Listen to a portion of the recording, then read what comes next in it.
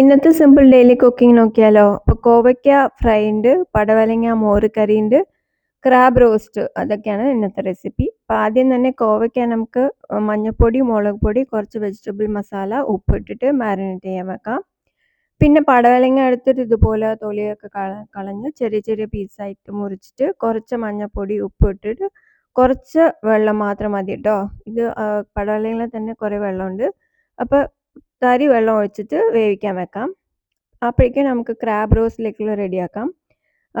ഇഞ്ചി, വെളുത്തുള്ളി, പച്ചമുളക് എല്ലാം കൂടി ചതച്ച് വെക്കാം. പിന്നെ ഞാനിവിടെ ഉള്ളി, സവാള രണ്ടും മിക്സ് ചെയ്തെടുത്തിട്ടുണ്ട്. അപ്പോഴേക്കും ഇവിടെ നോക്കുമ്പോൾ പടവലങ്ങ വെന്ത് കഴിഞ്ഞു. അപ്പോൾ ഒരു ചട്ടി വെച്ചിട്ട് എണ്ണ ഒഴിച്ചിട്ട് കുറച്ച് ഉലുവ ഇട്ടിട്ട് ഈ ഉള്ളി, സവാള വഴറ്റാം.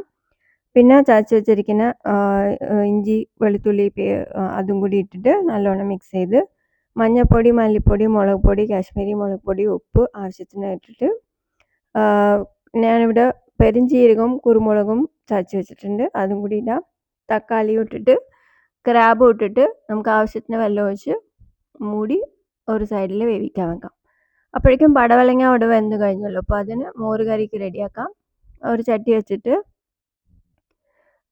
ഞാൻ കടുക് വറുക്കണത് റെക്കോർഡ് ചെയ്യാൻ മറന്നു പോയിട്ടോ. അപ്പോൾ കടുക്, ഉഴുന്ന്, കടലപ്പരിപ്പ്, വറ്റൽമുളക്, ജീരകം ഇതെല്ലാം ഇട്ടിട്ട് സവാള ഇട്ടിട്ട് ഈ വേവിച്ച് വെച്ചിരിക്കുന്ന പടവലങ്ങ ഇട്ടിട്ട് മിക്സ് ചെയ്ത് ഓഫ് ചെയ്ത് കഴിഞ്ഞിട്ട് നമുക്ക് ഉടച്ച തൈരും കൂടി ആഡ് ചെയ്തിട്ട് മല്ലിയെല്ലാം ആഡ് ചെയ്താൽ അത് റെഡിയായി.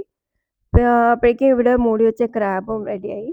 പിന്നെ ഇപ്പോൾ നമുക്ക് കോവയ്ക്ക വഴറ്റിയെടുക്കാം. കുറച്ച് വെളുത്തുള്ളി, പച്ചമുളക്, സവാള, വേപ്പില എല്ലാം ഇട്ടിട്ട് വഴറ്റിയിട്ട് മാരിനേറ്റ് ചെയ്ത് വെച്ചിരിക്കുന്ന കോവയ്ക്ക എടുത്തിട്ട് ഒട്ടും വെള്ളം ഒഴിക്കാണ്ട് നമുക്ക് കുറച്ച് നേരം മൂടി വെച്ചിട്ടും തുറന്ന് വെച്ചിട്ടും റോസ്റ്റ് ചെയ്ത് എടുക്കാം. അപ്പോൾ ഇതാണ് ഇന്നത്തെ സിമ്പിൾ ഡെയിലി കുക്കിംഗ്. ചോറ് റെഡിയായി.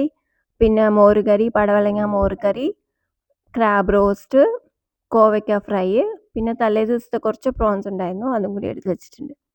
അപ്പോൾ ഇതാണ് കേട്ടോ ഇന്നത്തെ ഞങ്ങളുടെ റെസിപ്പി.